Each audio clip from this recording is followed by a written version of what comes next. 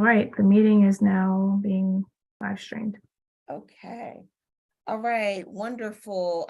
Good afternoon, everyone. It is Monday, February 27th at 4:04 p.m. This is the Public Safety Subcommittee of the House Judiciary Committee. Thank you all for being here this afternoon. We only have one bill on our agenda for this afternoon, and that's House Bill 162. That's being sponsored by Vice Chair Delegate David Moon, who I do see here. And so, Holly, I don't know if you want to just give a kind of a summary about this bill and where we are. Yep, so I don't have any amendments on this bill yet, but this bill is the one that creates a registry. A person can voluntarily elect to go onto the registry. It establishes the requirements for those applications to go onto the registry and to come off of the registry.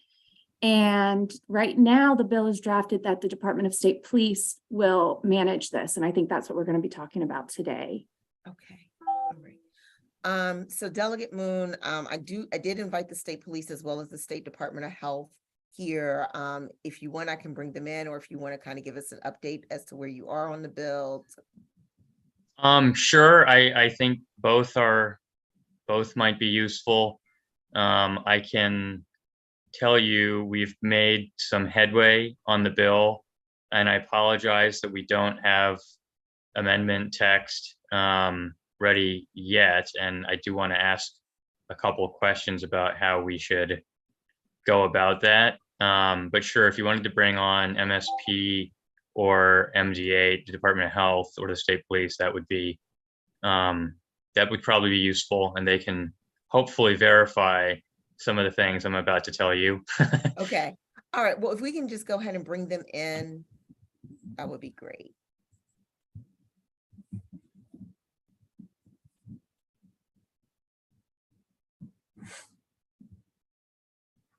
Hi, Mr. Brady. If there's anyone else from your team that is also in the waiting room, please let me know. There's they just have their name, so I'm not sure if they're part of your team. I don't believe there are. Okay, thank you. Okay. And I think, was there someone else also in the waiting room from Department of Health? Yes, I'll let them in.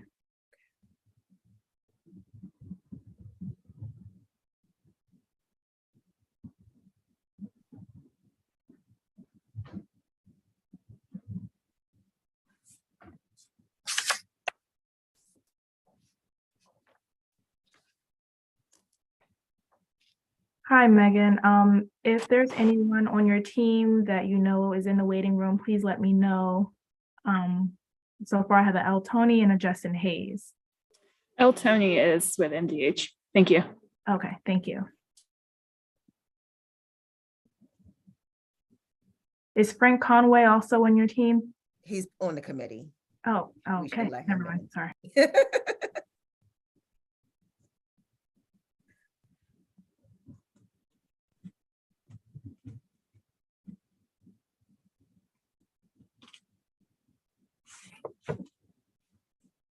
Okay, should I begin, Madam Chair? Vice Chair Moon, if you want to go ahead and just give us an update as to where we are with this bill.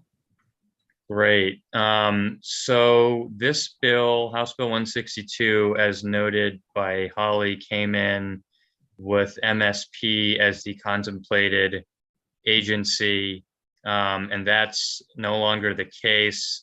MDH, as we've talked through the process, already compiles a list of people who are ineligible to purchase or have firearms by reason of a mental health crisis.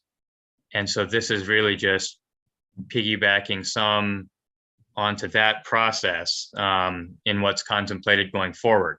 So hopefully you had some email traffic sent to you from MDH and Senator Hedelman, who's really been doing the real pull on this bill.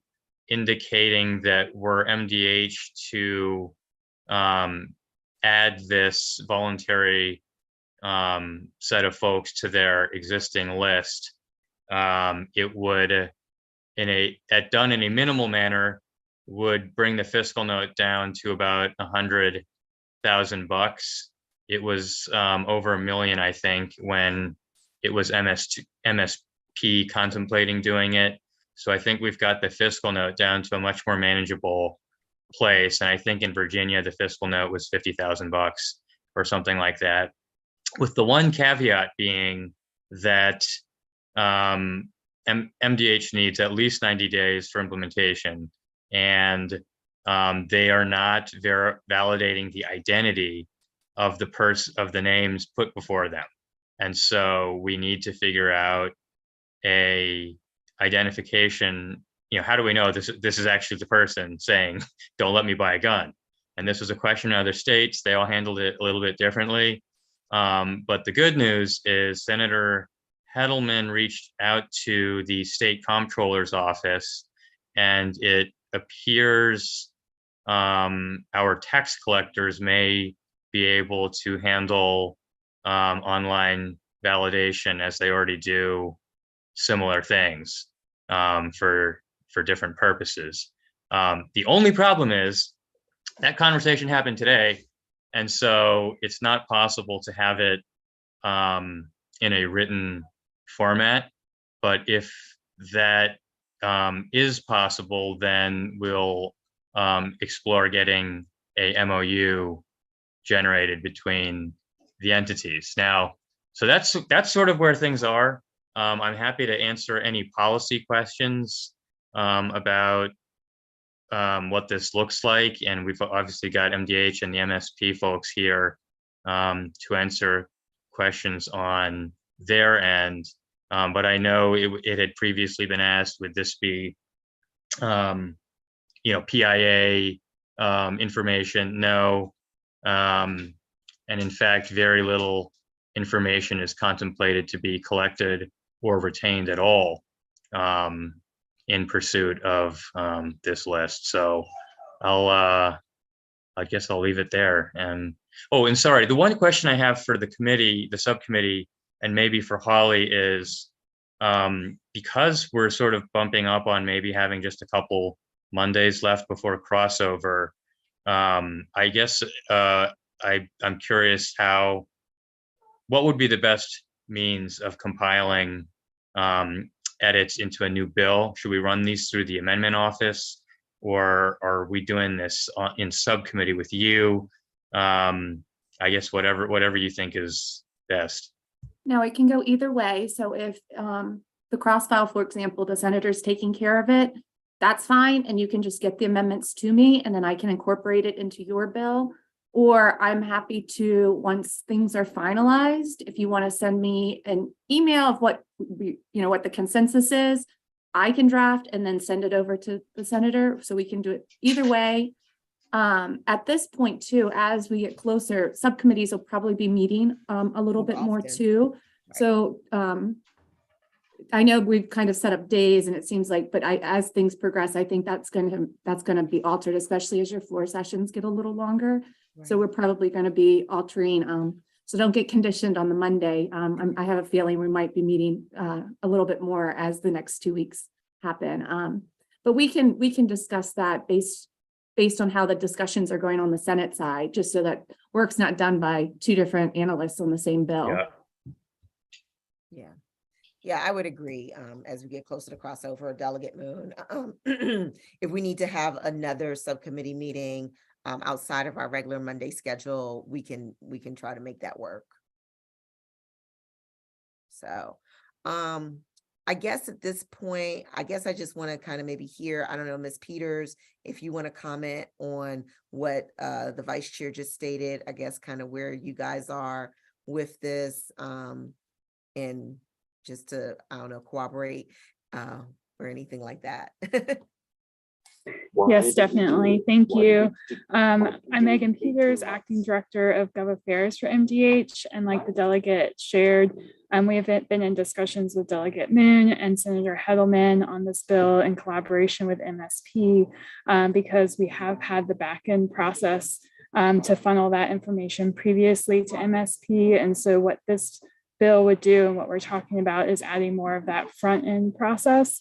And in collaboration with them and our IT team, I'm joined by L. Tony, who can speak more to the technical pieces about the IT. We determined that we could do an online form to meet the interests of letting people sign up. But as Delegate Moon mentioned, to keep costs low, we would not be validating the identity of the person. So that means whether it's calling that person up and confirming that they entered their name into this registry, et cetera. That's something we would look to the other policies that states have done. And then, as the delegate mentioned, we shared that 90 days to implement is our estimate for this kind of system. Okay. And then, Mr. Brady, are you okay with that? It sounds like we're taking the ball out of your court, so. Well, yes, for the most part, like has been stated, we already have a feed where we can put in an applicant's information and MDH gives us a proceed or do not proceed. I imagine it's just going to be a much smaller programming issue just to add a new field to what we're asking for. Okay. All right. Okay, so it sounds like we are this bill sounds like it's moving along. It's in a good place, but we just need to kind of finalize some technical things. It sounds like with the comptroller's office and MDH at this point. So I don't know if we have a version that we can vote on just right now. Holly, is that kind of? Yeah, so at this stage, Vice Chair Moon, if you just want to update me and Delegate Williams, and then we can kind of proceed accordingly based on what's happening to the cross file. And I think as soon as we have a hard copy amendment, happy to circulate that around with all the parties, and then take this bill up once we have a hard copy amendment at the next subcommittee meeting, whenever that shall be. Okay. All right. Yeah, and thank you. Sorry, Madam Chair. So just so I can keep the trains moving on time on my end, for at least for the coming week, do you anticipate we're talking about Monday? Yeah, I think we're talking, the next meeting will be next Monday at this point, because we don't have anything else on our agenda at this point. So our next subcommittee meeting will be Monday. And then just for the committee members, crossover, I think is March 20th. So just have your roller skates on and be ready to move quickly, because as we get closer to that date, things may get a little fluid. So I just need everyone to kind of go with the flow here.